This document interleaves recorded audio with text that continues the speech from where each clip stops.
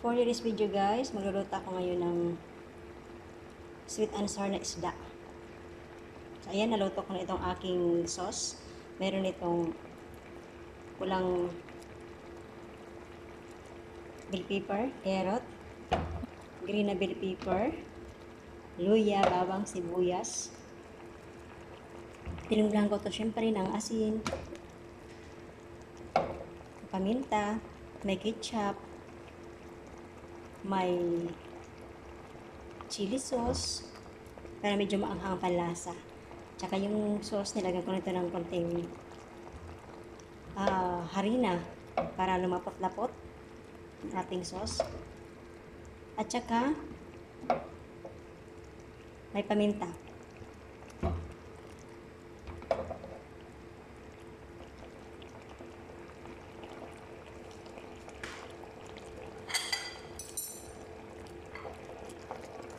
So ito na nga guys, ilalagay ko na itong aking chirinitong isda.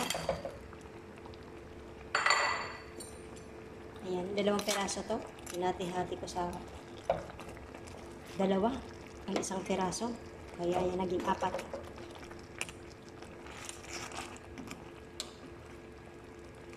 Pinakuloan ko muna ito yung, papakuloyin ko muna itong sauce para umabsorb ang kanyang lasa sa isda.